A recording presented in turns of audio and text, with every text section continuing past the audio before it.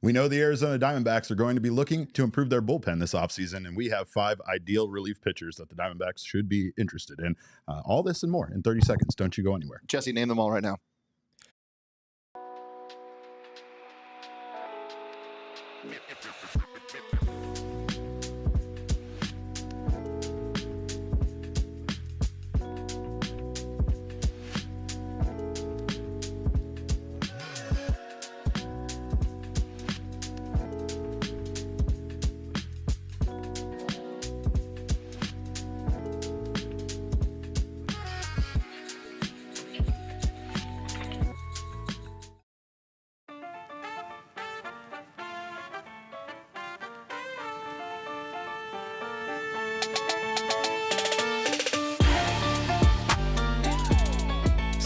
And happy Throwback Thursday to you all. Welcome into another edition of the PHNX D-Backs podcast right here on PHNX. My name is Derek Montia, of course, occasionally known as your mayor of PHNX. This man next to me, occasionally known as your vice mayor, my thunderstick, the one and only Jesse Friedman. And we have, of course, 5 ideal candidates, like we said earlier, that the Diamondbacks might look into in order to add to their bullpen to make this team better in 2025. But of course, we also do have Shane Diefenbach on the 1s and 2s, making Jesse name all 5 of them before we got to the show. I don't know if we do have 5 free agent targets to talk about, Derek. You because if Shane is going to do that to me, then I don't think we're going to talk about him today. We're blackmailing people today. I was blackmailing Max to sit people on his fantasy football team, and Jesse's blackmailing him. It's a big Thursday around here. Here's what can happen, Derek. This is the show right here. Yeah, this me is and it. you. It's cool. Ripping back and forth. Yeah, let's talk about Jesse. Mariners Diamondbacks trades. Let's talk about that for the next hour. Occasionally, we can just show the Jesse cam. And then come back. See where he's at. Yeah, just see what's going on. Show that he's still there. Come back to it. Well, of course, I am the Cy Young winner of this show, I guess. But we do have the NL Cy Young results to talk about. Of course, we have, in the AL, Tarek Skubal winning unanimously. And that was, I don't know, not much of a surprise. I guess there were some other candidates that were up there, but Tarek Skubal had an incredible season. And then Chris Sale gets 21 of 30 first place votes and wins the National League Cy Young Award. Interesting, considering that there were some people that thought that little trade was a bust for Chris Sale. It turned out not to be. Yeah, I'd say that trade worked out pretty well for the Braves. If you're the Braves, you feel pretty good about trading Vaughn Grissom for a guy who just went out and won the Cy Young Award. It's sort of mind-blowing to me, Derek, that this was Chris Sale's first Cy Young of his career. For as good of a pitcher as Sale has been for so long, for this to be his first Cy Young at age, 35? It's pretty crazy that it took this long. Sort of felt like it was only a matter of time in his younger days, but given all the injury issues that he's had recently, you kind of wondered if Chris Sale was ever going to win a Cy Young. It certainly didn't look that way as of a season ago, but his turnaround this year was remarkable, and he absolutely deserved it. This is the first time in 3 years that an Arizona Diamondback did not get a single vote when it comes to the Cy Young. Yeah. No surprise there, because it's not like anybody deserved it, but I feel like we just kind of get used to Zach Gallen constantly being in that conversation, and sometimes Merrill Kelly being at least thought of or considered. Yeah, I mean, J Mart was snubbed, Derek. Let's start there. That's the one that we need to talk about. You know, you can't put Ryan Helsley. Ryan Helsley can't be getting down ballot votes without J Mart also getting down ballot votes. No, I don't think that at all. But yeah, it is a little weird. I mean, yeah, you mentioned Diamondbacks haven't had a situation like this where they haven't had anyone get even down ballot votes since 2021. And that all has to do with Zach Gallen, right? Zach Gallen got down ballot votes last year. He got votes the year before that as well. He did not in 2021. There was really no Diamondback who was deserving of any kind of award in 2021. So I guess that tracks. But yeah, a little weird to have the Cy Young results come out and not see any Diamondbacks there, especially in a season where we thought we might have multiple Diamondbacks on this list potentially. Joke's on us when we thought that was going to be a good rotation. Instead, it's ranked in the bottom 4 of Major League Baseball. But yeah, no, I mean, again, no surprise. But like you said, we do kind of get used to it. There's no doubt in my mind, nobody on this team, based on injuries, based on performance, anybody really deserved it. Meanwhile, one guy that definitely deserved at least consideration for the MVP, which is named tonight, is Ketel Marte. We know that MVP voting drops tonight, and that is the probably the least surprising thing that we are waiting for, because it's a foregone conclusion that this is going to be a Shohei Ohtani Aaron Judge award. I mean, I do you see it going any other way? Nope. Okay. Well, that's the input from BBWAA rider Jesse Friedman, ladies and gentlemen. Nope. It's just Aaron Judge and Shohei Ohtani. Well, I mean, again, the numbers are what they are, and it's hard to argue that either of those guys are not deserving of the award and won't win it. But Ketel Marte is going to finish in the top 5 for sure, and that's, again, I mean, depending on how much you care about players finishing in whatever. I mean, Ketel does, because he gets more money for finishing in the top 5. But again, it's at least an honor for Ketel to be there, and he deserves it with the season that he had. He absolutely does. Yeah, it'll be interesting to see exactly how the ballots look. My guess is that you're probably not getting any first place votes for Ketel. Maybe he could get a second place vote. Maybe there are some people, as we discussed maybe a week ago or so, that would look at Ketel's rate stats and just be so impressed at what he was able to do offensively compared with Francisco Lindor. And yes, Lindor did have a very good season offensively as well, but if you compare their slash lines, there really isn't a comparison. Ketel was far and away the better player offensively. Obviously, Lindor brings a little bit more on defense as a shortstop. Sure. Ketel was valuable in his own way in that regard as well. At second base, he played really good defense this year too. I think ultimately him missing some games at the end of the year is going to make it really hard for him to get much consideration beyond third place. But he should have a pretty tight hold on third place. I would be pretty shocked if Ketel wasn't a pretty clear third behind those top 2 guys. You also pair that with where the Diamondbacks finished and missing the playoffs, and it makes all the sense that Francisco and Lindor, if you're talking about those 2 players looking fairly even to voters, then you're probably going to give the edge to Lindor based on what the Mets were able to do. And again, you got to tip your cap to them for what they were able to accomplish. They overcame quite the deficit as far as their win-loss percentage to make their way back into the playoffs. And honestly, they made this season kind of about them. When you think about the 2024 season, even though they didn't win the World Series, the Mets are kind of one of the main characters in the 2024 season. A big part of that was Francisco Lindor being the leader of that team. So again, all credit to those guys, and credit to the guys that are going to win it, Shohei and Aaron Judge. Curious if you think any other Diamondbacks players are going to get any down ballot votes for the MVP. Yeah, well, before I say that, I just want to say that I'm kind of an idiot, because they literally named the finalists for this award, and Ketel Marte is correct. Yeah, so we know he's going to get Ketel Marte is getting third place. That is not a question tonight. But yes, as far as other guys on the Diamondbacks who could get down ballot votes, this is a really interesting question. Some people might have forgotten that, believe it or not, last season there were 3 members of the Diamondbacks, Derek, who got MVP votes, who appeared on an MVP ballot. Of course, if you are voting for MVP, you don't just vote for your top 3 or even your top 5. You put 10 names on that ballot. And that means that you rank them in order, essentially. And you rank them in order. Okay. And that means that when all the ballots are cast, we inevitably have usually over 20 players who appeared on at least one of those ballots, right? You've got 30 people casting a ballot with 10 names on it. Right. So you're not just going to end up with 10 names. Not everyone's going to pick the same 10 guys. We usually wind up with about 21 or 22 guys who show up on a ballot. And the Diamondbacks had several of these guys a season ago. So it'll be very interesting to see how that pans out. I was listening to Baseball Barbacast last night. Our friends Jordan Schusterman and Jake Mintz, our pals over there, and they were doing a fun exercise where they tried to predict all of the players who would show up on the MVP ballots in both leagues. And believe it or not, Derek, they had 3 Diamondbacks on their list this year. Who did they have on their list? Ketel Marte is the obvious one. Do you want to try to guess who the other 2 guys are? Oh man, I would say AJ Puck.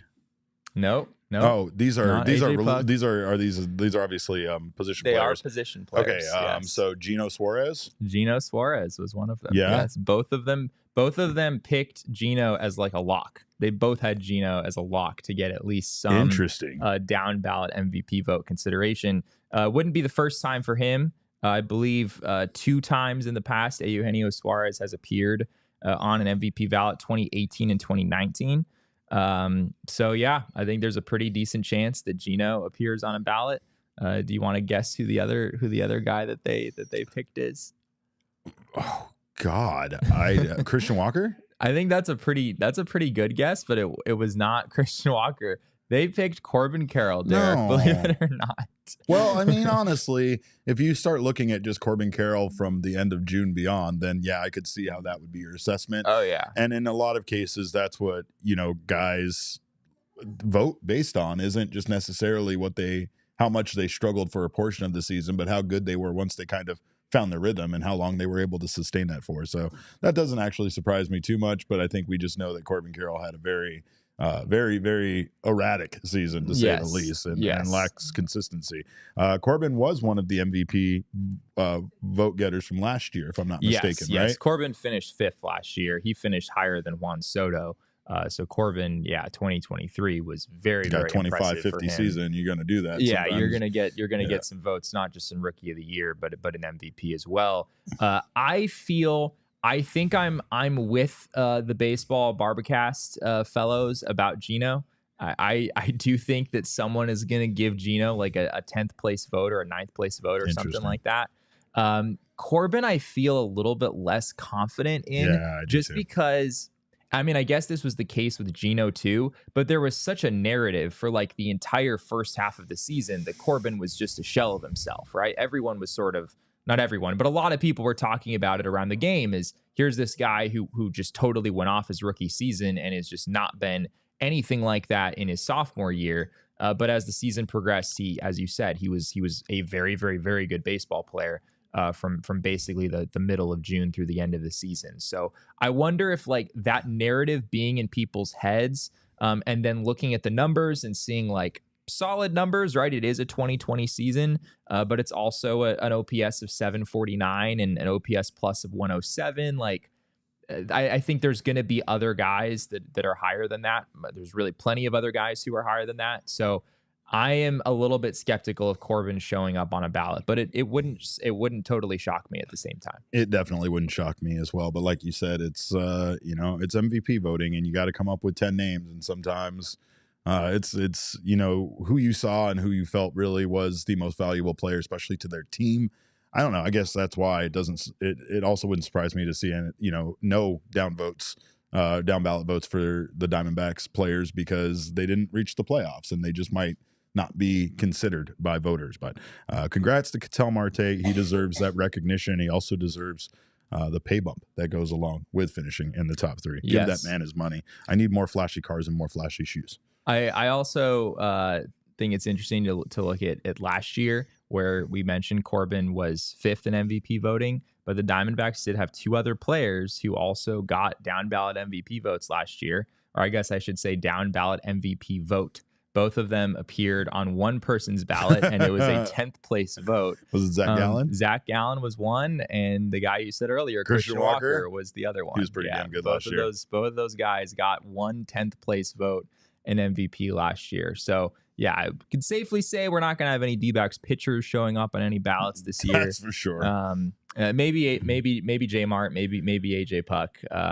But I think it is possible we could see a Gino, a Corbin Carroll. Maybe someone votes a Christian Walker again this year. I would think probably not, given that he missed that month with injury. But you never know, Derek. Things tend to work out in weird ways. Like TJ Friedl got a 10th place vote last year. There's a lot of sort of random players who get votes on a year-to-year basis. Gabriel Ferrer asks a great question, by the way, Jesse. I know this doesn't relate to any of the MVP or Cy Young voting, but with the big story right now in MLB being Juan Soto and Roki Sasaki, who do you think gets off the board first? I mean, we know Sasaki probably won't happen until January 15th. That's like the earliest that's going to happen. Yeah, that would be the earliest that he could sign. Do you foresee that deal being done prior to that, essentially, and it just being one of those situations where he signs on that date? Or do you think that that's like when things will open up and the hot stove will get even hotter? That's a very good question. I mean, normally the way that we see the international signing period work is as we've discussed quite a bit, teams have these agreements, they have these verbal agreements in the works for years leading up to that date. And so it's kind of a formality of just making it official once the date actually comes around.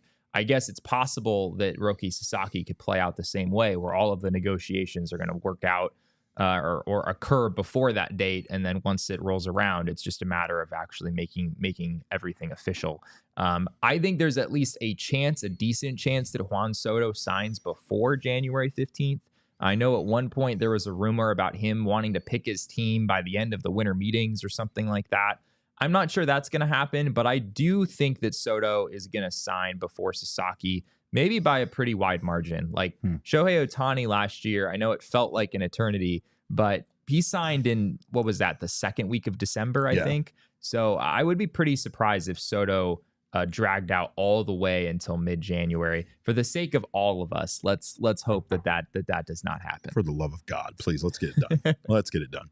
Well, we do know that the Diamondbacks probably aren't going to be in the Soto sweepstakes, but we never know. But what we do know is they are going to be in the market for some relief pitchers. So we have some good candidates the Diamondbacks might be interested in that are free agents this offseason. We're going to be talking about those candidates on the other side of this break, so don't you go anywhere. Of course, betting over at Bet365 always makes sports more fun, and you can get down with the 90 million users worldwide on Bet365. And, of course, get down on the widest range of games and markets available for live in-game betting across 78 sports, including esports. Bet365 pioneered live in-game betting, and you can see for yourself tonight with their Thursday night touchdown offer. Place qualifying parlay bets totaling $20 or more on tonight's game and get bonus bets for every single touchdown. Terms and conditions apply. Download the Bet365 app now and use that code of PHNX365 when you sign up. Place a bet of $5 or more and receive $150 in bonus bets. Find out why, whatever the moment, it's never ordinary at Bet365. Must be 21 or over and physically located in Arizona. If you or someone you know has a gambling problem and wants help, call 1-800-NEXT-STEP, text NEXT STEP to 53342, or visit problemgambling.az.gov. Of course, if you are in the market for a brand new vehicle, Sanderson Ford is the place for you to go, especially if you are seeking out the highest customer satisfaction of any Ford dealership. Sanderson Ford is very thankful for you, their customers. They're thankful to have lived and prospered for the past 70 years in Glendale, Arizona. And they are also thankful for their 500 employees who take care of their customers, making Sanderson Ford America's most awarded Ford dealership for customer satisfaction. So they are saying thank you back to you, their customers, with a Black Friday thank you sale the entire month of November with great offers. Don't have to just wait until the day after Thanksgiving to make your decisions. Go get a brand new 2024 F-150 truck with a 3.9% APR financing for 66 months, plus up to $4,000 cash back. Similar savings on over 900 new and pre-owned vehicles on the lot. So don't miss the Sanderson Ford Black Friday thank you sale. OAC through Ford credit up to $4,000 cash back, requires trade-in of a 95 or newer vehicle. Offer expires November 30th. And I will tell you this much: if you're going to make that trek out there, especially around, Thanksgiving, the holidays, stop by the Starliner Diner. You won't be disappointed. It's the place to go there for lunch. Even if you don't get a vehicle, just go eat there. All right. Well, of course, we have some candidates here for the Arizona Diamondbacks to look into this offseason as far as relief pitching goes. I know that first base is going to be the biggest priority, obviously, considering the departure of Christian Walker and the fact that they're going to need to have a first baseman. At least that's what I've been told. The fact that Jerry Dipoto is going to make a trade for Pavin Smith, probably send over Andres Munoz, so you don't even need to worry about the reliever. Really, you just need a first base. That's fine. We'll go into some more first base candidates as well. But I mean, just in case Jerry takes the holidays off and the Diamondbacks need to make a quicker decision, we have some good candidates, of course, that they can look into. Jesse, I know that the Diamondbacks don't have a lot of money to spend, but relievers essentially shouldn't cost that much. And I mean, they're set on starting pitching, so it feels like they should be able to go out and get a quality arm, even if it's one of the more notable, more expensive arms out there in the bullpen. Yeah, I guess one of the biggest questions here for me is, we know the Diamondbacks are interested in acquiring a back-end reliever, but what kind of back-end reliever, I guess? Right. Less so lefty versus righty. I think we're probably looking for a righty, given that AJ Puck is now very, very good. Yes. And a member of the Arizona Diamondbacks. But yeah, are we looking for a closer? I guess that's sort of the big question. And approaching this, we sort of went that route. A lot of the guys that we're going to talk about today are guys who have recent closing experience. Not necessarily that like you couldn't take them out of that role if you wanted to, but guys who at least are capable of filling that role. And you think about where the Diamondbacks stand as far as closers are concerned. Justin Martinez was really the answer down the stretch after Paul Sewald was removed from that role. I know Torey Lovullo refused to call Justin Martinez his closer at any given point, but that was the reality of the situation. Basically, I know AJ Puck, some other guys might have filled in once or twice, but it was really Justin Martinez's job, and he did well. But at the same time, do you want your 23-year-old who still is kind of getting his feet under him in the big leagues? Do you want to name that guy your closer from day one, or maybe find someone who has a little bit more experience? I often wonder if the reason why that Torey didn't do that was like the same reason why I won't call you my friend publicly, right? It's too much pressure on you. You know what I mean? Like, and also that's a wild analogy. Even though it's true, it's something I won't acknowledge publicly, much like Torey wouldn't acknowledge Justin Martinez as his closer. But no, I mean, obviously we know that when Paul Sewald came over, he wasn't a dominant closer. He wasn't a guy that was coming over here and an elite relief pitcher in the league. It was just that he was a very good closer and he had years of experience. It's remarkable what the addition of Sewald did for the bullpen. And we've talked about this so often. It's the reason why it's, I guess, a little baffling why Torey wouldn't name a closer there down the stretch. It seemed like once they did have that person identified the year prior, that everybody knew their role and everybody felt more comfortable in those roles. Right. I feel like the reluctance to name one of those guys as a closer, whether it was Justin Martinez, whether it was AJ, I don't care who, could have been Joe freaking Mantiply for all I care. Just name a closer so that everyone knows what their job is. The amount of feedback we received from the rest of the bullpen when Paul Sewald came over is still sticks in my mind, because they all emphasized how important it was having that guy in that role. And that's the reason why we think the Diamondbacks might go out this offseason and make that the priority, so that they have that security down, that at least that role locked down, and everybody else can kind of work their way into their roles from that point. Yeah, so I mean, like all that to say, our starting point in coming up with ideas for who the D-backs could target is that they probably want a closer. Maybe ultimately they're going to decide that the prices are too high or whatnot, and settle for something different from that. But that's sort of our starting point in this discussion, and that brings us to a closer for a couple of teams in 2024 who was very, very good. His name is Carlos Estevez. We've talked about him as a potential trade target for the Diamondbacks in the past. Now he would be, of course, a free agent target. And you can see why, Derek, looking at these numbers. 55 innings in 2024 with the Angels and the Philadelphia Phillies. He was moved at the trade deadline, a 2.45 ERA, 0.91 whip. Strikeout rate, 23.6%, walk rate at 5.7%. Like and he was 26 for 31 in save opportunities, which is not doesn't jump off the page necessarily, but that's over 80%. That's a solid conversion rate for sure. Well, and again, no closer is going to be perfect, but we will all still, as Diamondbacks fans, freak out when they blow saves. But I mean, the thing about Estevez is just again the idea there that the Diamondbacks don't necessarily, I don't know if they need to go out and get necessarily maybe the best closer available on the market, but sure, just he's a very effective closer. And I think you talk about those numbers being with a pretty bad Angels team, he could still have a lot of value, I think, on a competitive team. And he did with the Philadelphia Phillies, that's for sure. Yeah, he gave up a certain grand slam to Francisco Lindor in the playoffs. That is true. No relievers were good in the playoffs. Jesse. Yeah, you know that. Right. You know that. Everyone we talk about is well, actually, the next two guys we talk about were pretty good in the playoffs. So I guess we stand corrected on that front. But video game Rob Thompson refused to use Carlos Estevez. We know that. That's we know true. That. Carlos Estevez is solid. I don't know that he is 2.45 ERA solid moving forward. Like, that's fair. I'm not sure I expect him to maintain that level of production. We showed it earlier. His strikeout rate at 23.6% is actually pretty low for a back end reliever. League average strikeout rate is about 22%. So you're barely above the league average. And obviously with a closer, you're expecting probably a lot more swing and miss than your average pitcher. So the big development for Estevez in 2024 was that he sort of just stopped walking guys. You see that walk rate at 5.7% is really, really good. That was far and away the lowest walk rate of his career, but he's not missing a ton of bats. You look at the barrel rate that opposing hitters had against him. It was relatively high. So I'm not really looking at Estevez as an elite closer moving forward, but that sort of is what he was in 2024, and you have to feel pretty good about that. Do the D-backs have elite closer money is the question. Is that what makes him Here's a bigger question. More attractive? What? Oh, I was going to let you finish. No, go ahead. No, that's what.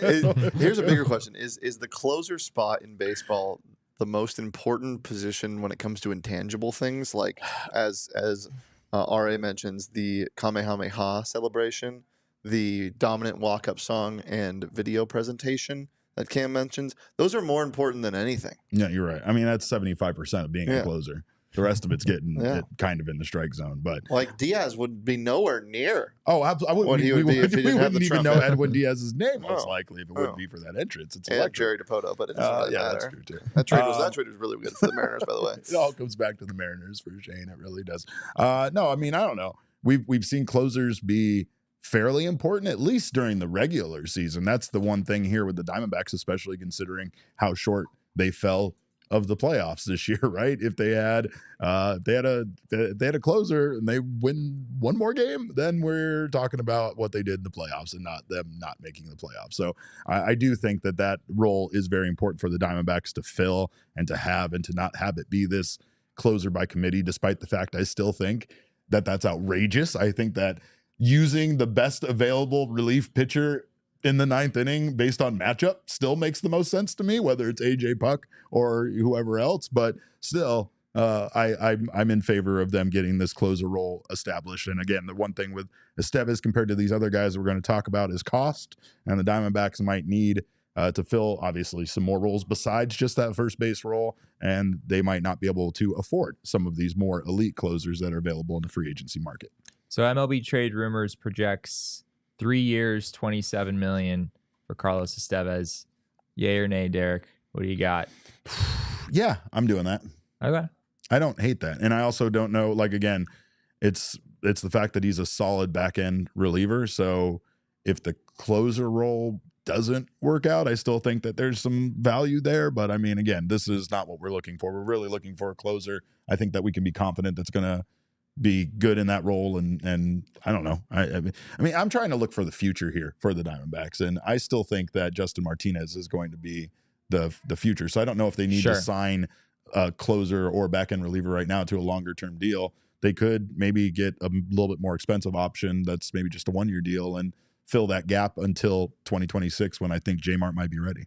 Yeah, that's a really important part of this discussion, I think, is do you actually want to commit 3 years or 4 years to a back-end reliever, not just from a risk standpoint, which there certainly would be some if you're giving 3 years to someone like Carlos Estevez, but also just from a, like, do you actually need someone for that long, right? The Diamondbacks, in as far as the bullpen is concerned, they're in a pretty decent spot. Like, Justin Martinez has a lot of team control left. AJ Puck you have for 2 more seasons.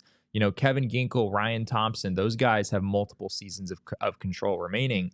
So yeah, maybe you don't feel the need to find like a long-term closer solution. Maybe it's more of a stopgap situation.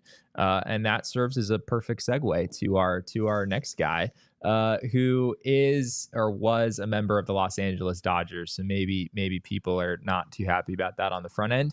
But Blake Treinen also was a pretty big reason why the Dodgers won the World Series in 2024. And you can see his regular season numbers here: 46 and 2/3 innings, a 1.93 ERA, 0.94 WHIP. Strikeout rate up over 30%, so about 7 percentage points higher than Carlos Estevez. Walk rate at 6%, a FIP of 3.00.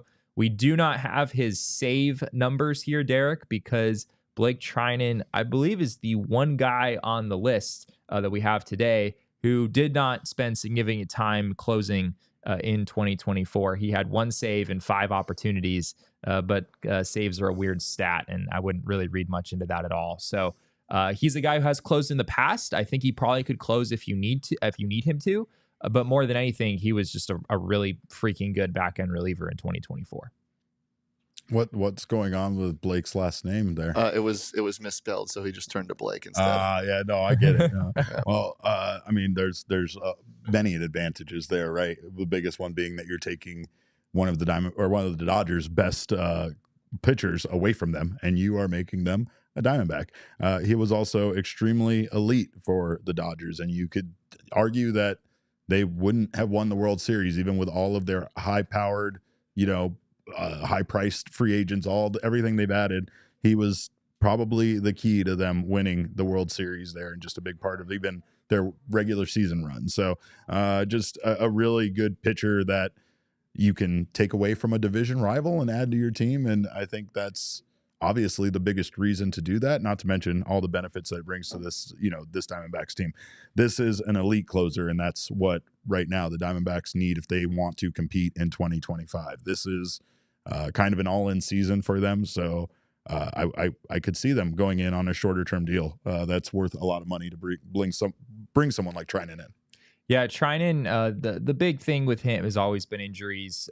He has missed a ton of time in his career with shoulder issues. You look at his career stats. He pitched 5 innings in 2022 and did not pitch at all in 2023. So he basically missed 2 complete seasons with ongoing shoulder problems. And then he finally got healthy in 2024, did have an injury pop up early in the season. It wasn't shoulder related, but for the most part was really healthy throughout the 2024 season.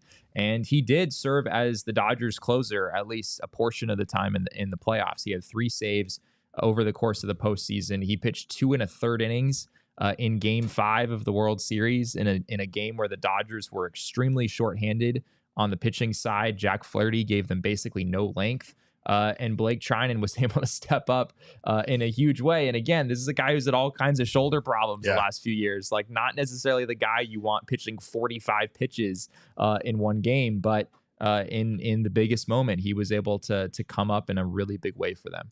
Well, since we want to steal a pitcher away from the winning team from the World Series, might as well also talk about stealing one away from the losing team from the World Series. There you go. And that's Clay Holmes.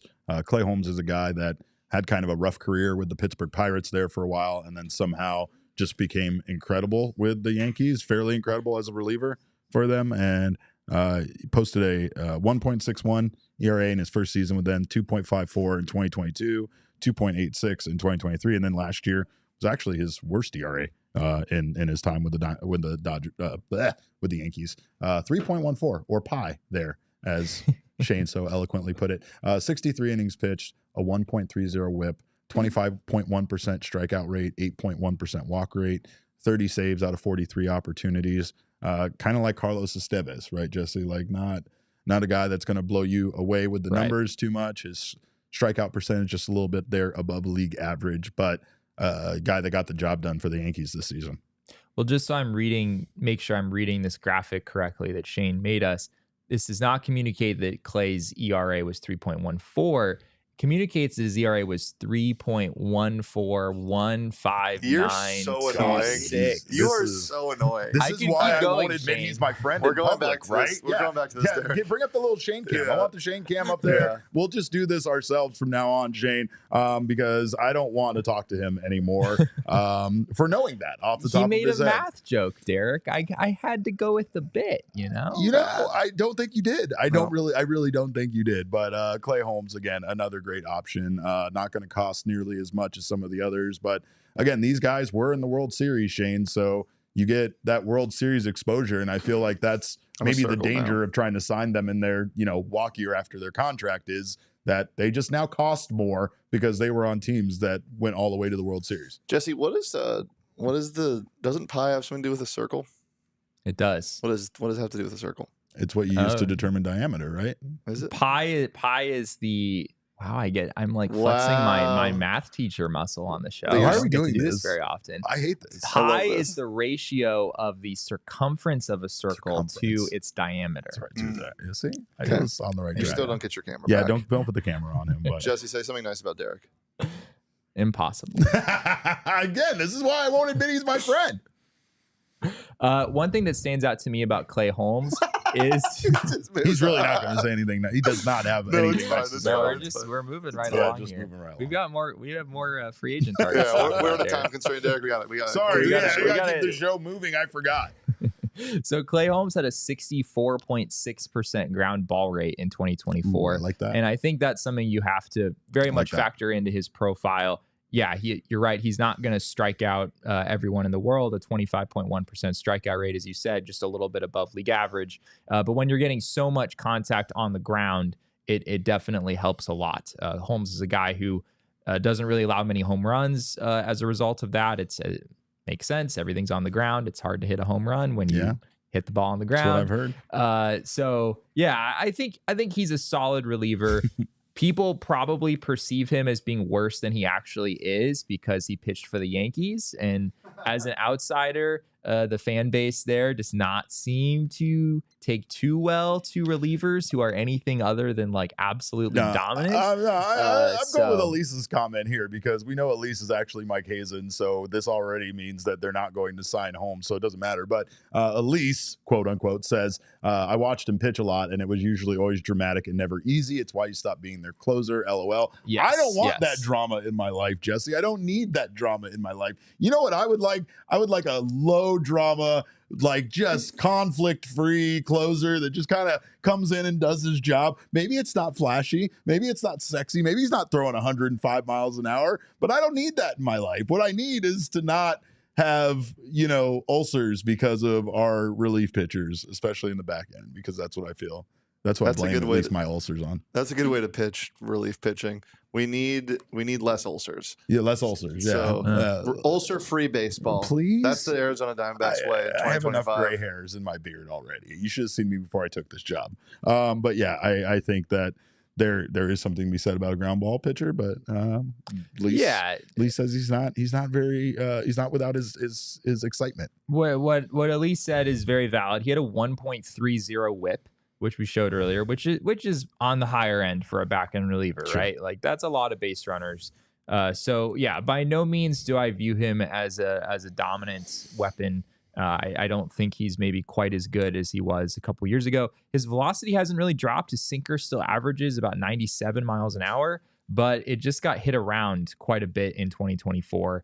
Opponent batting average on the sinker, I believe, was 318 this season. No one was really touching his slider or sweeper, but that sinker did get hit fairly well. So yeah, he's not, I don't know if you're necessarily penciling Holmes in as your closer if you sign him, but at the very least, he could be like a helpful addition to the mix, right? Like Clay Holmes is better than whoever is like 7th on the Diamondbacks depth chart right now, right? So he's still an upgrade, but yes, he is probably in a bit of a different category than some of these other guys. You might not want to just commit to him as your closer on day one. We have a few more names to go over. And by the way, all of this stuff is from Jesse's article that you can find over at gophnx.com. You will be able to find This is a little bit of a preview for an article he's writing right now. So make sure to check that out over at gophnx.com. If you haven't gotten a diehard membership yet, check that out. Of course, it pays for itself. There's so many great options, of course, or I guess benefits, you should say.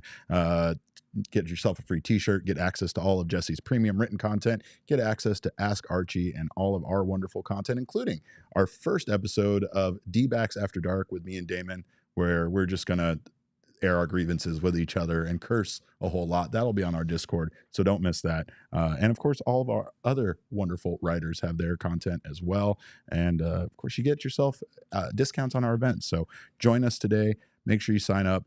If you're watching right now, make sure you subscribe to the channel, hit that notification button, leave us a like. If you're listening on your favorite audio podcasting app, make sure you subscribe over there and leave us a review. And on the other side of this break, we will talk about some more candidates the Diamondbacks can go after in free agency to help bolster their bullpen. So don't you go anywhere. We'll be right back.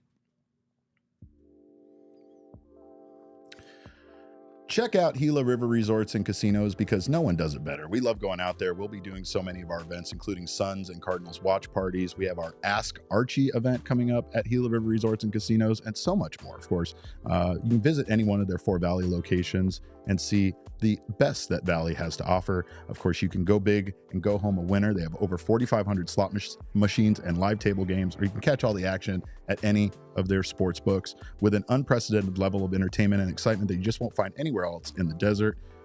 Check out Gila River Resorts and Casinos and let them show you what the next level is all about. You do you at Gila River Resorts and Casinos. Visit playathila.com for more details. And also, if you are thirsty, and I know, again, it's not as hot, it's nice outside, it's actually quite cold. Jesse will attest to this. It got cold too fast, but we're still thirsty, and Circle K is still America's thirst stop. So make sure to stop by there. Get yourself something to eat, get yourself a snack, get yourself a drink, even if it's a warm one. Or if your car is thirsty today. Or if your car is very thirsty. Today is a great day for your car. Got 40 cents off gas today, 40 cents off per gallon. What time is that at, Shane? Do you know what time that starts at? I think it's this afternoon. From 4 to 7. 4 to 7 PM, tonight. I believe. I'm bad on the details, but of course, today's the day. So make sure to stop by Circle K today. Save a lot on gas. Fill yourself up. Of course, fill up your car and join the Inner Circle for free right now by downloading the Circle K app today. Terms and conditions do apply at participating locations. Visit CircleK.com for details. Jesse, what's your favorite snack from Circle K? I have been enjoying the peanut butter pretzels, which we Dude, have here in the office. those I things rip. just 5 downed stars. an entire bag of those. 5 stars. Like They're 30 so minutes amazing. ago. Yeah. And I guess that would be during the show. Not 30 minutes ago, but, But right before we about went on 30 there. minutes before the Well, show went on. He feeds him. He takes care of himself well, and you can too at Circle K. Also, you'll save 25 cents off per gallon on your first 5 fill-ups when you join the Inner Circle, and you'll get your first 5 Polar Pops for free. So do that right now. Well, we do have some more potential reliever targets for the Diamondbacks to take a look at in free agency. And one name I think Tim brought up there, he said, if you're not going for stopgap, it's Treinen or Yates, no Holmes. Well, you might be right about that because Kirby Yates is a very good option, and that's who we were going to talk about next here. Kirby Yates had himself quite the season last year. 61. Did he ever? 61 and 2/3 innings pitched, a 1.17 ERA and a 0.83 WHIP, a strikeout percentage of 35.9%. I guess the only, if you want to call it a downside, the only downside here is his walk percentage was at 11.8%. But 33 saves out of 34 opportunities. Kirby Yates was outstanding this season. He was ulcer free. I like it. Yeah, Kirby Yates was unbelievable in 2024. I don't really know how to explain this, frankly. I guess we should start by saying this isn't the first time that Kirby Yates has had a season like this. Right. If you go back and look at Kirby Yates in the year 2019 with the San Diego Padres, he was an all-star that year, speaking of all of the balloting that's happening right now, all the voting, he finished 9th in Cy Young voting that year, had a 1.19 ERA. So this is not the first time that Yates has done something like this.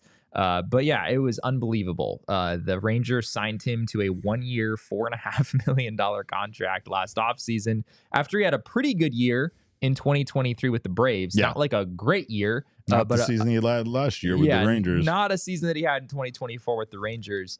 Derek, that was one of the best 1-year, $4.5 million contracts you could possibly imagine. This guy was unbelievable. He missed the entire 2021 season due to injury that he sustained in 2020, and he comes back with the Atlanta Braves and pitched okay. I mean, didn't pitch great in 2022, but he pitched pretty good in 2023. But neither of those seasons anything outside of that season in San Diego that you're referencing, did he come close to being as good as he was last year? And that's the reason why he is just probably one of the premium names available right now on the market when it comes to, bullpen arms. But again, we've also seen this before, and I don't want Mark Melancon to completely always make me scared and nervous about signing guys. But we've seen guys have an incredible career, or at least incredible season prior to the Diamondbacks signing them, see Jordan Montgomery, and then having them come over and maybe not be as good. I think if there's any downside to Kirby Yates is the erratic nature of his career, and you can't really see a path where he's been as consistently good as he was last year, but I'll still take it. Especially if based on that lack of consistency, he might be on a little cheaper, a little bit cheaper than a guy that had a 1.17 ERA would normally be, just based on that. So, I think that the Diamondbacks, in my opinion, this would be the guy that I would go after. Yeah, if you're looking for just a stopgap, I think it's harder to do better than Kirby Yates. It's probably just going to be a 1-year deal. He is 37. Next year will be his age 38 season. So that maybe doesn't feel great. He's getting up there a little bit, but coming off the season that he just had, you're not going to expect him to have a 1 ERA in 2025, Sure. but if you could have a 2.17 ERA instead of a 1.17, like you'd probably take that too. Yeah. The downside here is that because of the season he had, yes, it's a 1-year deal, but it's probably at a fairly high dollar value. It's probably, MLB trade rumors, I think, had 1 year, $14 million for Yates. And I'm not sure the Diamondbacks, we've tried to kind of play around with the numbers, and you feel like you've got $25 million to spend. If you trade Montgomery, maybe you've got more like $35 to $40 million to spend this offseason. I don't know if you want to put $14 million of that just on a closer that you don't absolutely need. So I'm a little bit skeptical that the Diamondbacks go a direction like this, but someone is going to pay Kirby Yates a lot of money, and they very well might benefit from doing that. I mean, based on what we saw in 2024, it was unbelievable. Just imagine for a moment that Kirby Yates does have a 1.17 ERA, and that somehow, some way, AJ Puck finds a way to replicate his performance just with the Diamondbacks he had last a year. 1.27 ERA, right? He had a 1.32 ERA. Okay. Last year, just with the Diamondbacks, just as a reliever with the D-backs. That's incredible. That's a back end that you're gonna have a hard time getting past. So if the Diamondbacks have a lead, they're not gonna have to worry about squandering that lead. And I know, at least based on the way this team is constructed, that their offense isn't going to be as potent next year as it was this year. So they're going to probably find themselves in some closer games, most likely. If that's the case, they might want to invest in a guy that's going to be able to lock it down like that. But again, the downside to someone like Yates is he going to be that next year? And there's really no way to know that. Yeah, there is risk. Given the age, the injury history here as well. I mean, he basically didn't pitch for 3 years with elbow issues. So sort of like Blake Treinen, there's a bit of a concerning injury past here, but he was healthy in 2024, and I mean 33 of 34 in save opportunities. It doesn't get much better than that. So you can dream on a D-backs bullpen with Kirby Yates at the back end. You could dream on it a little bit with some of these other guys too, but Yates replicating his 2024 season in 2025, it's pretty wild to imagine how good that bullpen could be. Well, one other name, and especially if you guys didn't like Blake Treinen, that you might not like, is Kenley Jansen, guy, long-term Dodger, recently a Boston Red Sox, who put up some pretty good numbers himself last year. Still not as good as some of these other guys we're talking about, but based on where the Diamondbacks are financially, might be a little bit more in their wheelhouse as far as what they can afford. 54 and 2/3 innings pitched for the Red Sox, a 3.29 ERA, 1.06 WHIP, 28.4% strikeout rate, 9.2% walk rate, and then 27 saves out of 31 opportunities. So pretty good year there for Jansen. Does it I don't know, does it give you pause to have a guy who is very much associated with the Dodgers, like sort of known as one of the best closers in Dodgers history, have that guy donning a Diamondbacks uniform? No, that doesn't bother me at all. And in fact, I've seen entirely too much of the Diamondbacks players going over to NL West opponents and revealing all of Torey Lovullo's secrets to them. So I wouldn't mind maybe knowing a little bit more. We kind of know what Dave Roberts is thinking. I mean, it's fairly clear, but I wouldn't mind having somebody like that. And again, it's more about, his strikeout rate there. That's pretty good. And I mean, that's kind of what we would like to see. Is I think all of us envision the Diamondbacks closer being a guy that can come in and just shove and make you feel good about the team having any kind of lead in the ninth inning, and that lead is secure, that we're going to get through this one inning of work. Jansen has that stuff. He just wasn't as good with the results as some of these other pitchers that we talked about were last year. Jansen is still solid. He's not an elite closer by any means. He's a far cry from Kirby Yates, Derek.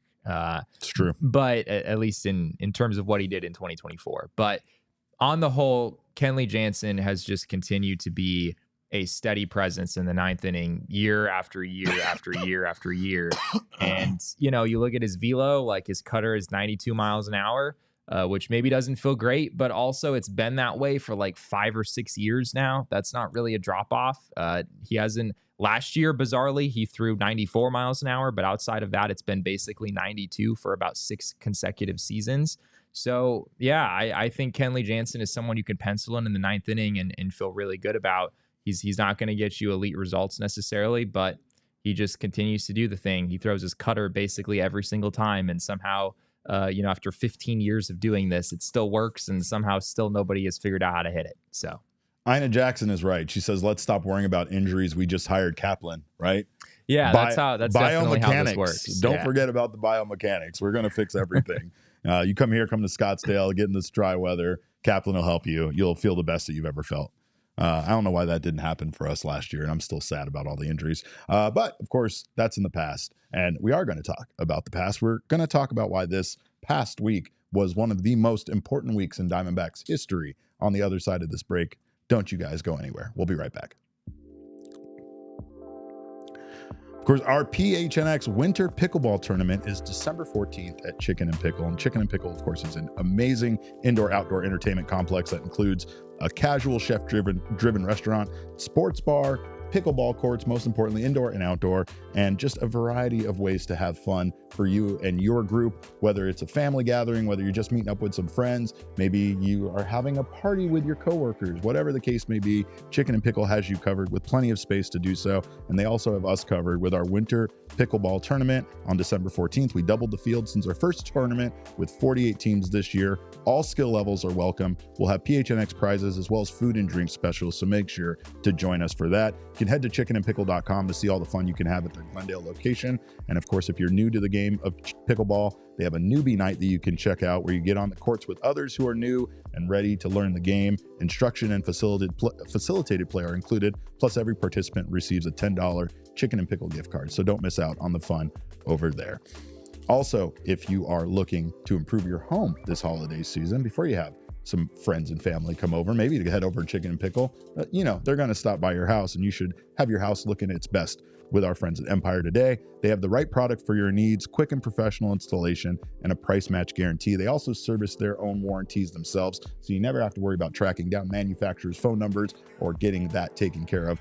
They have you covered. They also have you covered with fast, quick, and convenient service. They will also help you shop for new flooring by giving you their virtual floor designer, which is a great way to see how new floors will look in any space. All you have to do is snap a picture and see how the floors will look in your new room. Right now, of course, you can get down on our discount. Schedule a free in-home estimate today, and all listeners can receive a $350 discount when they use promo code PHNX.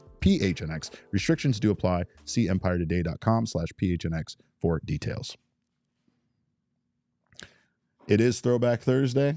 It is. And we are required to talk about Diamondbacks history at some point due to the nature of this show. And of course, this is a very, very important week, Jesse, because on November 18th, 1997, this was the date of the Major League Baseball expansion draft, where the Diamondbacks truly became a team filling out their roster. And that expansion draft actually happened right here in town across the street over there at the Phoenix Civic Center. Team officials for the Diamondbacks and the Tampa Bay Rays, which might not be the Tampa Bay Rays any longer, met at the Phoenix Civic Center, where they selected players from the other 28 teams' rosters. And this is basically when the Diamondbacks were born. We talk about a lot of important dates. First game, first time it was decided the Diamondbacks could exist as a franchise. But this was the first day, Jesse, that Brian Anderson became an Arizona Diamondback. This is the first day that Jorge Fabregas became a Diamondback. Most importantly, Damian Miller and David DeLucci. Those were the guys, when I was looking at this, I was like, wow, those guys were drafted 45th and 47th overall. And you just think of the importance to that those guys played to the Diamondbacks eventually winning a World Series. They were steals, Derek. They were absolute highway steals. Robbery in the expansion draft. For real. I'm really fascinated by what this would have felt like for the players that were being drafted. Right. Because on one hand, I don't know exactly the mechanics of how this worked, but like your previous team did not make sufficient effort to protect you from the expansion draft. So clearly they were not like so concerned about losing you.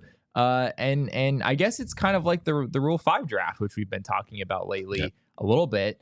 Your previous team is like sort of willing to put you out there and see what other teams think of you. And, sure enough, you wind up moving to a new organization as a result. So I really wonder what that transition was like for some of these guys. The Rays and the Diamondbacks could pick any player not on the protected list of the 28 other teams, although no team could lose more than one player in a given round. The protected list for each team consisted of 15 players from the rosters of their entire organization, both their 40-man roster plus all minor league affiliates.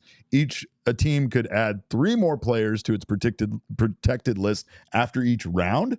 So it was an ongoing thing of adding protected players during the expansion draft itself.